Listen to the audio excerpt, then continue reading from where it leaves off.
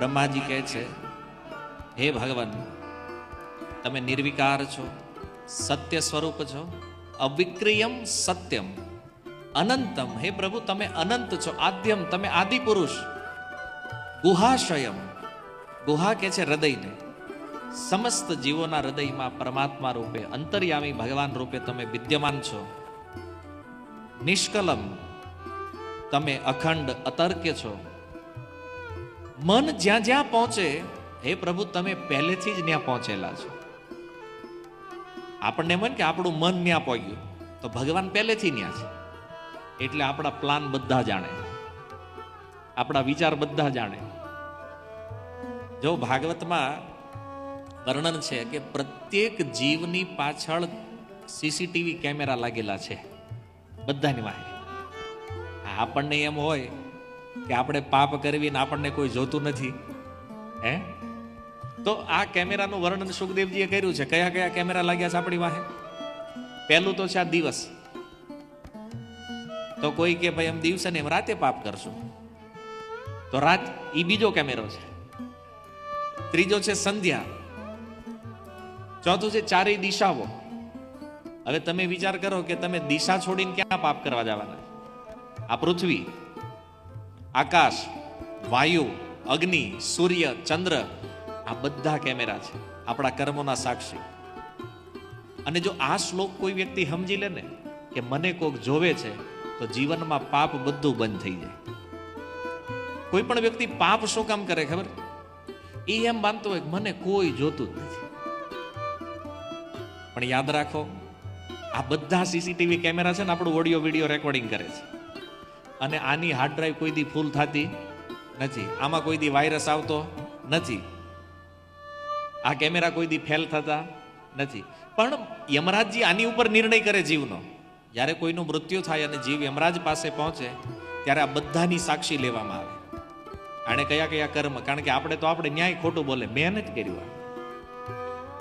અને એવી વ્યવસ્થા ભાગવતમાં લખ્યું છે કે નરકલોકમાં જાતા પૂર્વ એવી વ્યવસ્થા છે કે યમરાજ પાસે તમારું જન્મથી લઈને મૃત્યુ સુધીનું આખું જીવન ઓડિયો વિડીયો બેય દેખાડે. જો આ કર્મ તમે કર્યું છે, આપણે પહેલા જ ના જ પાડવી, મેં નથી કર્યું. આ યમરાજજી કે જો આમાં આપણે મનમાં શું વિચાર્યું છે ને એનો ઓડિયો પણ એમાં આવે. પણ તોય એક સંદેહ થાય કે માની લ્યો આ બધા કેમેરા ફેલ થાય તો? આ બધા કેમેરા યદી ફેલ થઈ ગયા તો એક કેમેરો છે, એ છે પરમાત્મા, જે ક્યારેય ફેલ થતા નથી. આની પહોંચ બધે છે, ભગવાન અંદર છે અને એ બધું જોવે છે આપણું. બ્રહ્માજી કહે છે, પ્રભુ, જ્યાં મન નથી પહોંચતું, વાણી જ્યાં આપનું વર્ણન નથી કરી શકતી, સમસ્ત દેવોના આરાધ્ય અને સ્વયં પ્રકાશિત છો, અમે બધા આપના ચરણોમાં નમસ્કાર કરીએ છીએ. નમામહે દેવ વરમ વરેણ્યમ. એ પ્રભુ, અમે તમારું વર્ણ કરીએ છીએ. અને જો આ જગતમાં આપણે ઘણા બધાનું વર્ણ કર્યું હોય, કોઈનું પત્નીના રૂપમાં, કોઈનું પતિના રૂપમાં, કોઈનું સંબંધીના રૂપમાં, મિત્રના રૂપમાં, ભાઈના રૂપમાં, પણ વર્ણ કરવા યોગ્ય વ્યક્તિ કેવલ ભગવાન છે. અને જે જીવનમાં ભગવાનનું વર્ણ કરે, આ જીવ ક્યારેય દુઃખી થતો નથી. બધા દેવતાઓએ મળી અને પુરુષ સૂક્ત દ્વારા ભગવાનની સ્તુતિ કરી. ભગવાન પ્રગટ થયા બ્રહ્માજીના ધ્યાનમાં, એક પ્રકાશ રૂપમાં, અને બધા દેવતાઓની આંખો અંજાઈ ગઈ ભગવાનનો એ દિવ્ય પ્રકાશ જોઈને. અને અમુક આજુ આમ વાતો કરતા હતા, કારણ કે કઈ દેખાય નહીં તે વાતો કરે. ભગવાને કીધું, બધા ધ્યાનપૂર્વક મારી વાત સાંભળો. અને ભગવાને એ બધા દેવતાઓને સાવધાન કર્યા. ભગવાન પ્રગટ થયા, બ્રહ્માજીએ પુનઃ ભગવાનની સ્તુતિ કરી. અને સ્તુતિ કરી, બ્રહ્માજી જ્યારે સ્તુતિ કરતા હતા ને ત્યારે દેવતાઓ વાતો કરતા હતા. સ્તુતિ હાલે ને ત્યારે ચર્ચા ન કરવી જોઈએ. આ હસે છે એ લોકો કરતા છે હવારમાં, મારી આંખ બંધ હોય પણ મને અવાજ આવે જ તમારો. મને એમ થયું એક દી રહીને વાતો પૂરી થઈ જાય, બીજા દીએ આજ 5મો દી આવ્યો, વાતો પૂરી જ નહીં થતી. કથા પછી શું કરો તમે? વાતો કરો, બેહીને આરામથી આ ગંગા ઘાટે વાતો કરો. કારણ કે આ સ્તુતિ જે છે ને, મંગલાચરણ છે ને, એ આપણા મનને ભગવાનમાં લગાવવા માટે છે. તો પછી ત્યારે આપણે જો ચર્ચા કરતા હોય તો પછી તો મન લાગવાનું નથી કથા. પછી એમ થાય કે આપણને કેમ નથી જામતું, પણ પહેલેથી થોડોક ટ્રેક રોંગ વયો ગયો છે. તો ચર્ચા ન કરવી જોઈએ કથામાં, અપરાધ છે. એટલે હું તમને સાવધાન કરું છું. અહીંયા તો ભગવાનને કહેવું પડ્યું, દેવતાઓ કરે છે એટલે તમે કરો એમાં વાંધો નહીં. દેવતાઓ વાતો કરતા હતા આમના, ભગવાને કીધું હે દેવતાઓ, હંત બ્રહ્મન્નો શંભો હે દેવા મમ ભાષિતમ શૃણુતાવ હિતા સર્વે શ્રેયો વ સ્યાદ્ય યથાસુરા. હે દેવતાઓ, તમે સાવધાન થઈને મારી વાત સાંભળો. જો ક્યારેક ક્યારેક કોઈ સંતો કથા કરતા હોય ને ત્યારે એ કથા પહેલા બોલે, સાવધાન તનયા શૃણો. સાવધાન થઈ જાવ હવે કથા સાંભળવા માટે. કેમ? પેલો કળિયુગ કે માયા એટેક ન કરી દે. એટલે ક્યારેક ક્યારેક વક્તાઓ સાવધાન કરે. લગ્નમાં આપણને કરે ને સાવધાન. કેમ? હવે કન્યાની એન્ટ્રી થઈ રહી છે, કન્યા પધરાવો સાવધાન. તો ઘણી બધી જગ્યાએ આ સાવધાનની સ્થિતિ છે. એટલે કે આપણા ધ્યાનને કેન્દ્રિત કરવામાં આવે. ભગવાને બધા દેવતાઓના ધ્યાનને કેન્દ્રિત કર્યું અને કીધું મારી વાત સાંભળો. કેમ? કારણ કે આમાં જ તમારું કલ્યાણ છે. શૃણુતાવ હિતા. એ દેવતાઓ મારી વાત સાંભળો, કારણ કે આમાં તમારું હિત છે. અને હું પણ તમને એટલે જ કહું છું કે સાંભળો તમે. કેમ? કારણ કે આમાં તમારું પણ હિત છે. તો ભગવાન કહે છે કે જો અત્યારે અસુરો ઉપર કાળની કૃપા છે, સમય. તેથી જ્યાં સુધી તમારો સમય ન આવે ત્યાં સુધી તમે એ દૈત્ય અસુરો સાથે સંધિ કરી લો.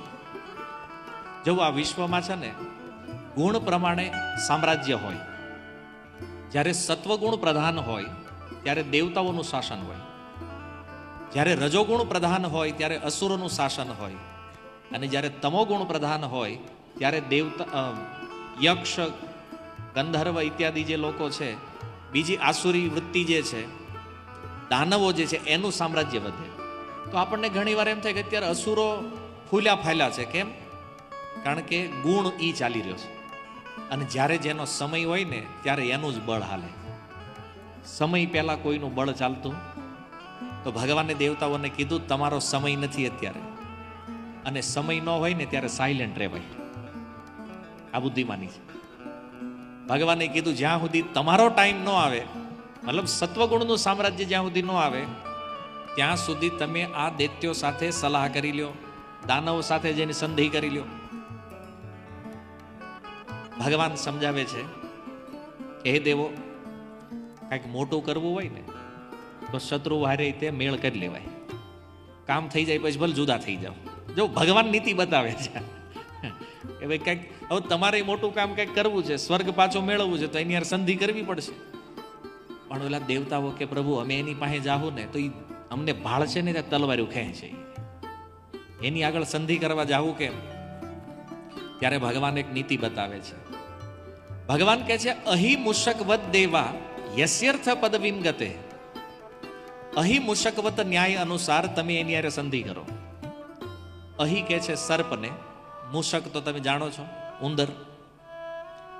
તો ભગવાને સમજાવ્યું અહી મુશકવત ન્યાય એટલે એકવાર સાપને, ઉંદરડાને બેયને એક મદારીએ પકડી લીધા અને બેયને એક જ કરંડિયામાં મૂક્યા. હવે તમે વિચાર કરો, ઉંદરની સામે સાપ, એની તો બિચારાની દશા શું હોય, મોતિયા મરી ગયા. એટલે સાપ બોલે. સાપે કીધું કે હે મુશક મહાશય, તમારે ડરવાની જરૂર નથી, તમારે બીવાની જરૂર નથી, હું તમને કાંઈ નહીં કરું. આપણે બેય બંધાણેલા છીએ, બેય અહીંયા હલવાણા છીએ. તો એક કામ કરીએ આપણે, તમારી પાસે દાંત બહુ તીક્ષ્ણ છે, તમે દાંતથી આ ટોપલી કાપી નાખો, બરાબર? પછી આપણે બે અહીંથી નીકળી જાય, તમે તમારા રસ્તે, હું મારા રસ્તે. ઉંદરડો કે પણ મારી હાઈટ નથી આ ઢાંકણું કપાય એટલે. સાપ કે એમાં શું વાંધો, મારી ફાણ ઉપર બેસી જાવ. તો બે એ સંધિ કરી. હવે સાપની ફેણ ઉપર ઉંદરડો બેઠો, કાણું પાડી દીધું. સાપને થયું કે હોલ બરાબર થઈ ગયો, નીચે ઉતાર્યા ઉંદરને, કીધું હું પેલા, જો તમે નાના એવા છો, તમે ગમે ત્યાં નીકળી જાવ, તમે ઉંદરડાને કે તમે નીકળી જાઓ ત્યાંથી, પણ મારું શરીર એટલું મોટું છે એટલે હું જોઈ લઉં હોલ બરાબર છે કે નહીં. હવે સાપ એમાંથી નીકળ્યો બહાર અને પછી ઉંદરડાને કીધું મુશક માં છે વહી આવો, અને સાપ ખાઈ ગયો ઉંદરને. આ છે અહીં મુશકવત ન્યાય. ભગવાન દેવતાઓને સમજાવે છે કે તમે આ રીતે સંધિ કરો. પણ દેવતાઓ કે અમારી યાર સંધિ કરે હું કામ? ભગવાન કે લાલચ આપો બધું થાય. એને અમૃતની લાલચ આપો. એ કે સમુદ્ર મંથન કરવું છે, એમાંથી અમૃત પ્રાપ્ત કરવું છે, અને આ અમૃત પ્રાપ્ત થઈ જાય પછી તો આપણે કઈ કામ નથી એનું. અને જો અમૃત પીવાની લાલચ આપશો તો એ દાનવો દૈત્યો પણ તૈયાર થઈ જાય સંધિ કરવા માટે. દેવતાઓએ કીધું પ્રભુ પણ એક પ્રોબ્લેમ છે, હું સંધિ આની હારે કરી લેવી પણ અમૃત નીકળશે એ વાત બધી હાજી, પણ આવડા પીવા નહીં દે અમને, કારણ કે પક્ષ મજબૂત છે, એનો બળવાન છે. ભગવાન કે હું જેટલું કહું ને એટલું તમારે કરવાનું, અમૃત તમને જ મળશે, તમે ચિંતા નહીં કરો, કામ શરૂ કરો, જાઓ. કારણ ભગવાને એક બહુ સુંદર વાત કીધી. ભગવાન કહે છે ન સરંભેણ સિદ્ધ્યંતિ સર્વ અથા સાંત્વયા યથા. જે કામ પ્રેમથી થઈ જાય ને એ ક્રોધથી ન થાય. આ બધી નીતિ આપણે ઘણી કામમાં લાગે એવી છે. તમે કોઈ છોકરાને કહો હાલે ઊભો થા, જ્યાં મહેમાન આવ્યા છે આમ લેતો આવી બજારમાંથી આ વસ્તુ, બોલો હામો થાય નહીં જ જા બોલે. પણ એને કહો બેટા જો આપણા ઘરે મહેમાન આવ્યા છે, જા તું આ લેતો તું તરત જાય પાછા. આ તો અનુભવમાં છે ને આપણને. તો જે કામ પ્રેમથી થાય ને ક્રોધથી ન થાય. તો આ રીતે ભગવાને દેવતાઓને સમજાવ્યા અને કીધું જો સૌથી પહેલા કાલકૂટ વિષ નીકળશે, તમારે બીવાનું નહીં એનાથી, અને બીજી ઘણી વસ્તુ નીકળશે પણ લાલચ કરવાની નથી, કાંઈ લેવાની. હું જેટલું તમને આપું એટલું જ તમારે કરવાનું છે. અને કામના કાંઈક લેવાની હોય તે પૂરી ન થાય તો ક્રોધ થાય, પણ તમારે ક્રોધ કરવાનો નથી. ભગવાને આ સમજાવી દીધું. જ્યારે આ નીતિ બતાવી ભગવાન અંતર ધ્યાન થયા. જો આ સર્વશક્તિમાન ભગવાનની લીલા છે, આના રહસ્યને કોણ સમજીએ? હકીકત શું છે ખબર? આ લીલા સમુદ્ર મંથન લીલા અમૃત પ્રાપ્ત માટે નથી થઈ. વૈકુંઠમાં ભગવાનને લક્ષ્મીજીને ઝઘડો થઈ ગયો. તે લક્ષ્મીજી વૈકુંઠ છોડીને સમુદ્રમાં છુપાઈ ગયા. આ લક્ષ્મીજીને પુનઃ પ્રગટ કરવા માટે ભગવાને આખી લીલા કરી છે. અને લોકો એવું માને છે કે અમૃત દેવતાઓને પીવડાવવા માટે નહીં. જો ભગવાનની લીલાઓના રહસ્ય પણ અતિ ગુહ્ય છે, કોઈ જાણી નહીં કે. તો આ રીતે જે દિશામાં ભગવાન અદ્રશ્ય થયા બધા દેવતાઓએ પ્રણામ કર્યા. અને પછી ભગવાને જેમ સૂચના આપી હતી કે સૌથી પહેલા મંદરાચલ પર્વત લાવવાનો છે મંથાની બનાવવા માટે. તો આ દેવતાઓ ગયા સ્વર્ગલોક. સ્વર્ગલોકમાં જઈને જોયું તો બલિ મહારાજ સિંહાસન ઉપર બેઠા છે, ઇન્દ્રાસન ઉપર. જેવા દેવતાઓને જોયા, ઓલા અસુરોએ તો તલવાર્યું ખેંચી.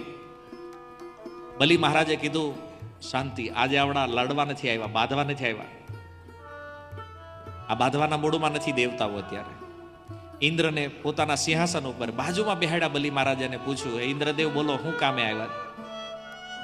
તો ઇન્દ્રદેવે કીધું કે હે બલિ મહારાજ, આપણે સમુદ્ર મંથન કરવું છે અને એમાંથી અમૃત નીકળશે. બે અડધોડધું પી લેશું, બે બળવાન થઈ જાવ, કાંઈ માથાકૂટ નહીં રહે આપણી વચ્ચે. અને આમે કશ્યપજીના પુત્ર, બાપા તો એક જ છે બેયના, માં જુદી જુદી છે, બાપા તો એક જ છે. ભાઈઓ તો છે જ, અને ભાઈઓમાં હું ડખાઈ કે પછી તો આપણે સમુદ્ર મંથન કરવું. હવે અમૃતનું નામ આવ્યું પીવાનું એટલે બધા રેડી. બલિ મહારાજે પૂછ્યું એના જે હતા મંત્રીઓ, સેનાપતિ, અને શું કરવું? એ કે આ જ કરાય. બધા તૈયાર થયા, સંધિ થઈ. અને ઇન્દ્રદેવે કીધું બલિ મહારાજને કે હવે સૌથી પહેલા આપણે મંદરાચલ પર્વત લેવા જવાનો છે. તો કે હાલો. એ મેરુ પર્વતની તળેટીમાં મંદરાચલ પર્વત છે. 1,00,000 યોજનનો પરિઘ છે એનો. પરિઘ સમજો છો ને, રાઉન્ડ નીચેનો. અને 1,00,000 યોજનની હાઈટ છે એની. 1 યોજન એટલે 8 કિલોમીટર થાય આપણે અહીંના. તો આવડી સાઈઝ હતી આ મંદરાચલની. અને પર્વતને ઉઠાવ્યો. પર્વત ઉઠાવ્યો દેવતાઓએ અસુરોએ. અને પર્વતને લઈને ત્યાંથી ચાલવા લાગ્યા ક્ષીર સમુદ્ર બાજુ જવા માટે. હવે રસ્તામાં બન્યું એવું કે થાક્યા બે, દેવતાઓય થાક્યા અને ઓલા અસુરોય થાક્યા, દાનવોય થાક્યા, પણ એકબીજાને કે નહીં, થાકી ગયા. શું કામ?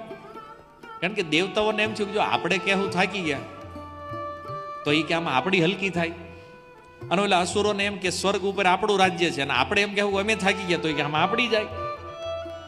અને એકબીજાને કીધું નહીં, બધા થાક્યા. એ પર્વત પડ્યો ધડામ દઈને નીચે, અને એ પર્વત જેવો નીચે પડ્યો. સુખદેવ ગોસ્વામી કહે છે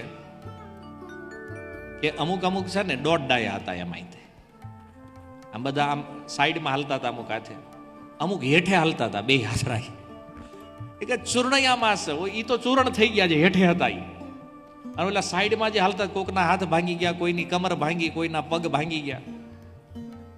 અને એ પર્વત ત્યાં પડ્યો, બેહીને મંડ્યા રોવા.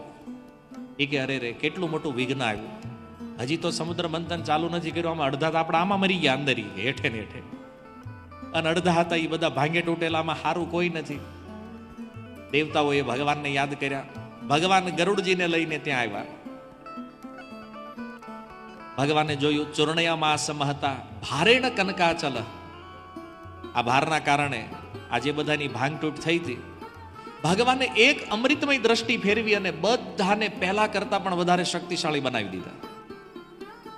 જેવો ઘણીવાર લોકોને એવું લાગે કે ભગવાન પક્ષપાત કરે છે. જેટલી શક્તિ ભગવાને દેવતાઓને આપી એટલી જ શક્તિ અસુરોને પણ આપી, બેયને સજીવન. અને ભગવાને આમ એક ઓલું રમકડું કેમ પકડીને કોઈ આમ મૂકી દે, એમ ભગવાને મંદરાચલ ઉપાડીને ગરુડજીની પીઠ ઉપર મૂકી દીધો. ભગવાન પોતે ગરુડજી ઉપર સવાર થયા અને ઓલા બધાને કીધું હાલીને જ જવું, તમારે થાકી જાવ, બે જાવ ગરુડજી ઉપર. બધાને ગરુડજી ઉપર. અને એક પાંખ મારી ગરુડજીએ, ત્યાં તો સીધા લેન્ડિંગ ક્ષીર સમુદ્રના તટે. મંદરાચલ પર્વત આવી ગયો. પછી ભગવાને કીધું કે હવે તમે વાસુકીને લાવો, કારણ કે નેતૃત્વ તો બનાવવું પડશે. મંથાની તો આવી ગઈ, પણ દેવતાઓએ કીધું કે જ્યાં ગરુડ છે ત્યાં વાસુકી થોડી આવશે. અહીંયા ભગવાને ગરુડજીને કીધું આ લીલામાં તમારે નથી રહેવાનું, તમે અહીંથી નીકળો. ગરુડજીને વિદાય કર્યા અને કીધું વાસુકી પાસે જાઉં, પણ એ તૈયાર નહીં થાય પ્રભુ આવવા માટે. કેમ? કારણ કે એને આમ વીટશું, પછી બે બાજુ ખેંચશું, એના તો મકોડા ભાંગી જાય બધા. હે ને? એ શું કામ આવે? ભગવાન કે કામ કઢાવતા ગુજરાતીઓ પાસે શીખો. લાલચ આપો એટલે બધું થાય. એને ભગવાન કે એને કહેજો કે 2-5% તમારો અમૃતમાં ભાગ, તમને અમૃત પીવડાવશું. અને અમૃતની લાલચ એ આવશે. ગયા વાસુકી પાસે. વાસુકી સર્પને કીધું કે ભાઈ તમારે આવવાનું છે સમુદ્ર મંથનમાં, તમારી રસી બનાવવાની છે અમારે. અરે વાસુકી મારા મકોડા ભાગી જાય. ના ના, અમૃત મળશે ને, રિપેર થઈ જાય પાછા. અમૃત પીશો એટલે હાલો તમે. આવી અમૃતની લાલચમાં વાસુકી આવ્યા. પછી દેવતાઓએ કીધું કે હાલો હવે બે વસ્તુ આવી ગઈ, આ મંદરાચલને ક્ષીર સમુદ્રમાં મૂકો. અને વિશ્વભરમાંથી ઔષધિઓ લાવ્યા હતા. બધી ઔષધિઓ ક્ષીર સમુદ્રમાં નાખી, મંદરાચલ પર્વત મૂક્યો. પણ એને ખબર નહીં કે યાર હેઠે કંઈક આધાર તો હોવો જોઈએ ને. ઓલો મંદરાચલ પર્વત મૂક્યો તે ડૂબી ગયો. વળી કાંઠે બેહીને મંડ્યા રોવા પાછા. એ કે અરે આ જો પાછું વિઘ્ન આવ્યું, કે આ પર્વત જ ગાયબ થઈ ગયો. કે હવે મંથાની નથી, કે મંથન કેમ કરવું? અને એ બેઠા બેઠા રડતા હતા. એમાં જોયું ધીરે ધીરે ધીરે ધીરે એ પર્વત ઉપર આવી રહ્યો છે. અને ઓલા કીધું એ જોઈ કે આમ પર્વત દેખાય કે સામે ઉપર આવે છે. અને જોયું તો મંદરાચલ બહાર આવ્યો. કેમ? તો નીચે ભગવાન કચ્છપ અવતાર લઈ અને એ 1,00,000 યોજનના પરિઘને ભગવાને પોતાની પીઠ ઉપર ધારણ કર્યો. બોલો કુર્મ ભગવાન કી. આ ભગવાનનો ઓર એક અવતાર થયો. પછી વાસુકીને લપેટી અને દેવતાઓને થયું કે હવે આપણે મંથન પ્રારંભ કરીએ. તો ભગવાને ઈશારો કર્યો કે જૈન વાસુકીને મોઢું પકડી લ્યો. કારણ કે મોઢાવાળો ભાગ હતો ને દેવતાઓએ પકડ્યો. અને પૂંછડી આવી અસુરોના ભાગમાં. અસુરોએ પૂંછડીનો કર્યો ઘા. અમારે નથી કરવું મંથન. કે ભગવાને કીધું પણ શું થયું, પ્રોબ્લેમ શું છે? ઈ કે અમે કશ્યપજીના પુત્રો છીએ, અમે ભણેલા છીએ, આ જેટલા વેદ ભણ્યા એટલા જ અમે ભણ્યા છીએ. કાલે સવારે પેપરમાં આવે કે અસુરોએ પૂંછડી પકડી, કેટલું ખરાબ લાગે.